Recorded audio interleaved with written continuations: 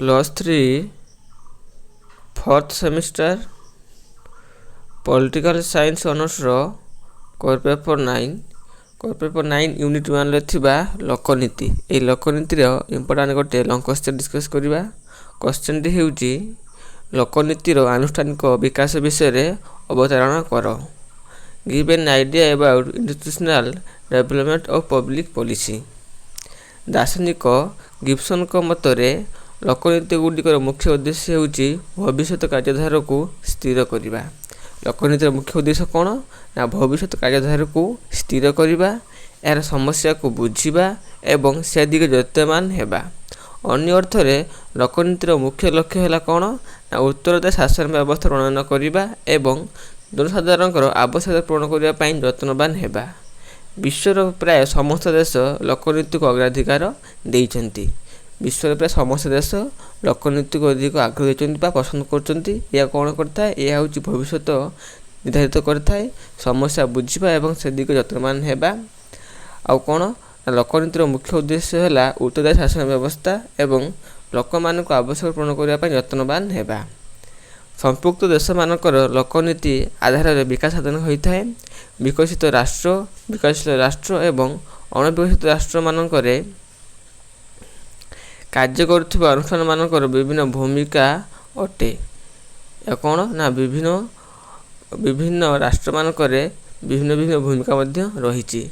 विकसित राष्ट्र मानकर लोकनीति प्रभावशाली होता है एवं लोकाभिमुखी मध्य होता है। जो राष्ट्र गुड़िक अधिक विकसित से राष्ट्र रे लोकनीति कौन होता है, अधिक प्रभावशाली होता है एवं लोकाभिमुखी होता है, जहाँ फल सेठारे सफलता चरम सीमार पहुँची थाए।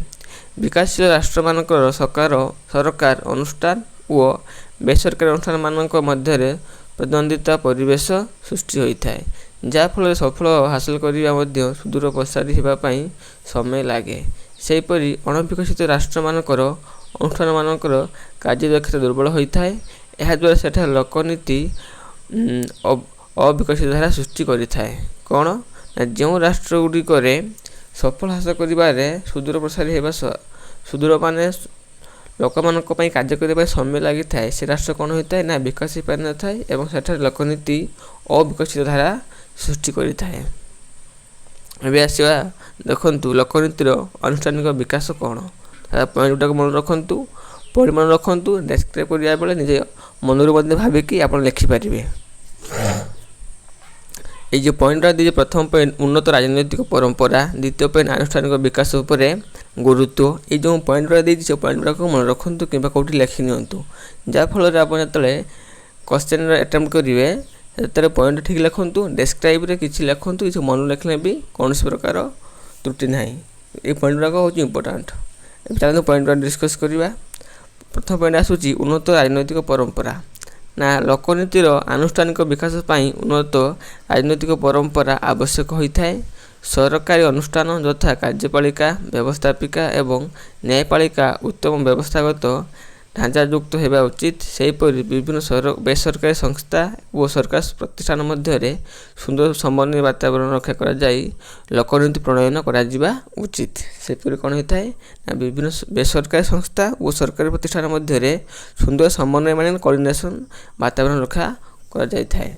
आ कौन ना राजनैतिक परंपरा और परिवेश यार मुख्य भूमिका ग्रहण करि थाए।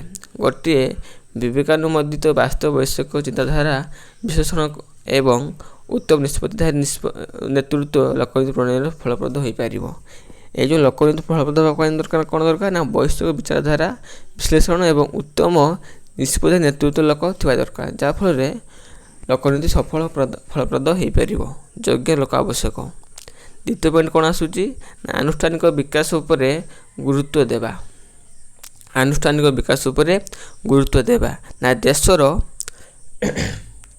सफल लोकनीति प्रणयन पाई अनुष्ठान मानकर उन्नति एकांत अटे। देशर कौन ना सफल लोकनीति प्रणयन पाई अनुष्ठान मानकर उन्नति एकांत कार्य अटे। विकास धारार उन्नति पाई लोकनीति केवल सरकार नाली फिता तले सीमित रहिबा अनुष्ठान मानकर अवनति होता है। विकास करने उन्नति करने लोकनीति केवल सरकार को नाली फिता तले सीमित रहिबा रहिले कौन होता है ना अवनति होता है, उन्नति हो पारे ना। दक्ष ସଚ୍ଚୋଟ ଉତ୍ତମ କର୍ମଚାରୀମାନଙ୍କ ଦ୍ୱାରା ପରିଚାଳିତ ଅନୁଷ୍ଠାନଗୁଡ଼ିକ ଲୋକନୀତି ପାଇଁ ଫଳପ୍ରଦ ସାବ୍ୟସ୍ତ ହୋଇଥାଏ। ବିକାଶଶୀଳ ରାଷ୍ଟ୍ରମାନଙ୍କରେ ଦୁର୍ନୀତି ଭ୍ରଷ୍ଟାଚାର ଅନୁଷ୍ଠାନମାନଙ୍କରେ ବିକାଶ କ୍ଷେତ୍ରରେ ପ୍ରତିବନ୍ଧକ ହୋଇଥାଏ, ଯାହାଫଳରେ ଲୋକନୀତି ପ୍ରଣୟନରେ ବାଧକ ହୋଇଥାଏ। ଏଣୁ ଆନୁଷ୍ଠାନିକ ବିକାଶ ନିହାତି ଆବଶ୍ୟକ ଅଟେ। ନେକ୍ସଟ ପଏଣ୍ଟ ଆସୁଛି ସରକାର ଏବଂ ପ୍ରଶାସନ ମଧ୍ୟରେ ସମନ୍ୱୟ ରକ୍ଷା କରିବା। ପଏଣ୍ଟଟାକୁ ମନେ ରଖନ୍ତୁ, ଇମ୍ପୋର୍ଟାଣ୍ଟ ପଏଣ୍ଟ। ସରକାର ଏବଂ ପ୍ରଶାସନ ମଧ୍ୟରେ ସମନ୍ୱୟ ରକ୍ଷା କରିବା କ'ଣ ନା ରାଜନୈତିକ ଲକ୍ଷ୍ୟ ଏବଂ ପ୍ରଶାସନିକ ଲକ୍ଷ୍ୟ ଭିନ୍ନ ହେଲେ ମଧ୍ୟ ଉଭୟଙ୍କ ମଧ୍ୟରେ ସମନ୍ୱୟ ରକ୍ଷା କରାଯାଇପାରିଲେ ଲୋକନୀତି ସଠିକ ରୂପେ ପ୍ରଣୟନ ହୋଇଥାଏ। ରାଜନୈତିକ ଲକ୍ଷ୍ୟ ଏବଂ ପ୍ରଶାସନିକ ଲକ୍ଷ୍ୟ ଭିନ୍ନ ହେଲେ ମଧ୍ୟ କ'ଣ ନା ଉଭୟଙ୍କ ମଧ୍ୟରେ ଯଦି ସମନ୍ୱୟ ବା ବୁଝାମଣା ଠିକ୍ ରୁହେ ତେବେ ଲୋକନୀତି ସଠିକ ରୂପରେ କାର୍ଯ୍ୟକାରୀ ହୋଇଥାଏ। ସରକାରଙ୍କ ନିର୍ଦ୍ଧାରିତ କାର୍ଯ୍ୟ ପ୍ରଶାସନ ବା ଅମଲାତନ୍ତ୍ର କାର୍ଯ୍ୟ ସମ୍ପୃକ୍ତ ନୀତିକୁ ସଠିକ ରୂପେ କାର୍ଯ୍ୟକାରୀ କରାଇଥାନ୍ତି। ସରକାର ଯେଉଁ ପ୍ରକାର କାର୍ଯ୍ୟନୀତି ନିର୍ଦ୍ଧାରଣ କରନ୍ତି କିମ୍ବା ଯୋଜନା ପ୍ରସ୍ତୁତ କରନ୍ତି ତାକୁ ଅମଲାତନ୍ତ୍ର ବା ବ୍ୟୁରୋକ୍ରାସି ବା ପ୍ରଶାସନ ତାକୁ କାର୍ଯ୍ୟରେ ରୂପାନ୍ତରିତ କରିଥାନ୍ତି। ଉଭୟ ସରକାର ଏବଂ ପ୍ରଶାସନ ପ୍ରତିବନ୍ଧକ ଦୂର କରିବା ପୂର୍ବକ ଗୁଣାତ୍ମକ ଯୋଜନା ଓ ନୀତି ପ୍ରଣୟନ ମଧ୍ୟରେ ବିଧେୟ ଅଟେ। ଯେ ସେମାନେ କ'ଣ କରିବେ ନା ଗୁଣାତ୍ମକ ଯୋଜନା ଓ ନୀତି ପ୍ରଣୟନ କରିବା ପାଇଁ ସେମାନେ ବାଧ୍ୟ, ସେମାନେ ନିହାତି କରିବେ ଉଭୟ ସରକାର ଓ ପ୍ରଶାସନ। ନେକ୍ସଟ ପଏଣ୍ଟ ଆସୁଛି ନୀତି ପ୍ରଣୟନ ଓ ଯୋଜନା ମଧ୍ୟ ସାମଞ୍ଜସ୍ୟ। ନୀତି ପ୍ରଣୟନ ଓ ଯୋଜନା ମଧ୍ୟ ସାମଞ୍ଜସ୍ୟ ନା ବିକାଶ ପ୍ରକ୍ରିୟାରେ ନୂତନ ଆହ୍ୱାନଗୁଡ଼ିକ ସମ୍ମୁଖୀନ ହେବା ପାଇଁ ନୀତି ପ୍ରଣୟନ ଓ ଯୋଜନା ପ୍ରସ୍ତୁତି ମଧ୍ୟ ସାମଞ୍ଜସ୍ୟ ରହିବା ଜରୁରୀ। ଯୋଜନାର ବ୍ୟୟ ଆଟକଳ ଏବଂ ସରକାର ନୀତି ମଧ୍ୟରେ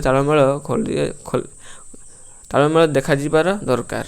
ଯୋଜନାର ବ୍ୟୟ ଆଟକଳ ଏବଂ ସରକାର ନୀତି ମଧ୍ୟରେ ଯେଉଁ ପ୍ରକାର ତାଳମେଳ ଦେଖାଯିବା ନିହାତି ଦରକାର।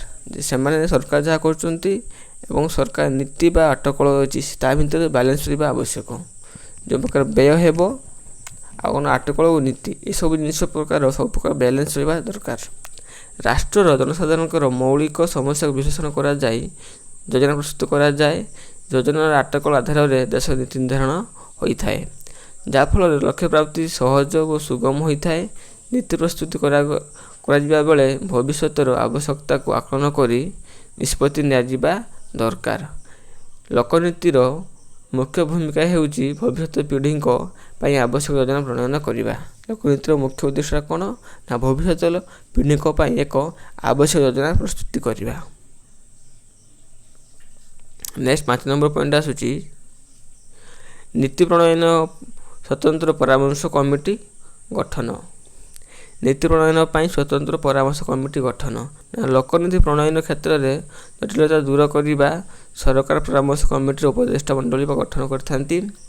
ଦେଶର ରାଜନୈତିକ ବ୍ୟବସ୍ଥାରେ ଥିବା କାର୍ଯ୍ୟପାଳିକା ମନ୍ତ୍ରିମଣ୍ଡଳ ବ୍ୟବସ୍ଥାପିକା କେବଳ ନୀତି ପ୍ରଣୟନର ସଠିକ ନିଷ୍ପତ୍ତି ନେଇପାରନ୍ତି ନାହିଁ। ତେଣୁ ସରକାର ସ୍ୱୀକୃତିପ୍ରାପ୍ତ ନୀତି ପ୍ରଣୟନ ସଂଗଠନ ଗଠନ କରିଥାନ୍ତି। ଯେ ସରକାର କ'ଣ କରିଥାନ୍ତି ନା କାର୍ଯ୍ୟପାଳିକା ମନ୍ତ୍ରିମଣ୍ଡଳ ବ୍ୟବସ୍ଥାପିକା ନୀତି ପ୍ରଣୟନର ସଠିକ ନିଷ୍ପତ୍ତି ସେମାନେ ନେଇପାରନ୍ତିନି। ସେଥିପାଇଁ ସରକାର ସ୍ୱୀକୃତିପ୍ରାପ୍ତ ଏକ ନୀତି ସଂଗଠନ ଗଠନ କରିଥାନ୍ତି, ଯଥା ଜାତୀୟ ବିକାଶ ପରିଷଦ, ଯୋଜନା ଆୟୋଗ, ଅର୍ଥ ଆୟୋଗ, ନୀତି ଆୟୋଗ ଇତ୍ୟାଦି ନୀତି ପ୍ରଣୟନ ଉପଦେଷ୍ଟା ସଂଗଠନ ଭାବେ କାର୍ଯ୍ୟ କରନ୍ତି। ଏହାଛଡ଼ା ଅର୍ଥନୈତିକ ପରିସଂଖ୍ୟାନ ସଂସ୍ଥା, ଆର୍ଥିକ ବିଚାରକ ଏବଂ ବୈଷୟିକ ବିଶେଷଜ୍ଞମାନଙ୍କର ଭୂମିକା ଗୁରୁତ୍ୱପୂର୍ଣ୍ଣ ଅଟେ।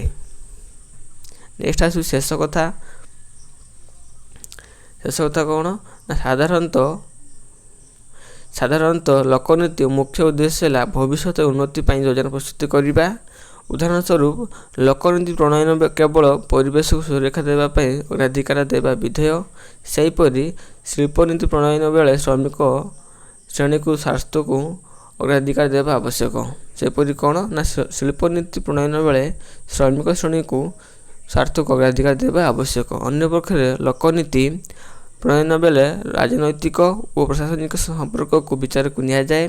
ନୀତି ପ୍ରଣୟନ ଗୁରୁତ୍ୱ ଦେବା ସମୟରେ ବୃଦ୍ଧିପ୍ରାପ୍ତ ହେଉଥିବା ସାମାଜିକ ଜଟିଳତାକୁ ଆଲୋକପାତ କରିବା ଉଚିତ। ଲୋକନୀତିର ପ୍ରଣୟନ ବେଳେ ଭବିଷ୍ୟତ ପାଇଁ ଯୋଜନା ପ୍ରସ୍ତୁତି କରିବା ବିଧେୟକ। 1970 ଦଶକରେ ବିଭିନ୍ନ ବିକଶିତ ରାଷ୍ଟ୍ରମାନଙ୍କରେ ଲୋକନୀତି ବିଶ୍ଳେଷଣ ଓ ଗବେଷଣା ପାଇଁ କ୍ଷେତ୍ର ସୃଷ୍ଟି କରିଥିଲା। ସରକାରଙ୍କର ଆଭିମୁଖ୍ୟ ଏବଂ କାର୍ଯ୍ୟଦକ୍ଷତାର ବାସ୍ତବ ରୂପାୟନ ପାଇଁ ଅନେକ ପଦକ୍ଷେପ ନିଆଯାଇଛି। ଏହା ଥିଲା ଆପଣଙ୍କର କୋର୍ ପେପର୍ 9ର ସିଲେକ୍ଟେଡ୍ ଲଙ୍ଗ୍ କ୍ୱେଶ୍ଚନ୍। ଯାହା ଡିସ୍କସ୍ କରିସାରିଛି।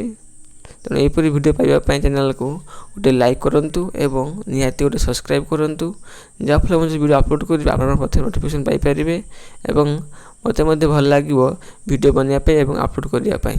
ତେଣୁ ଗୋଟେ ସବସ୍କ୍ରାଇବ୍ କରନ୍ତୁ। ଧନ୍ୟବାଦ।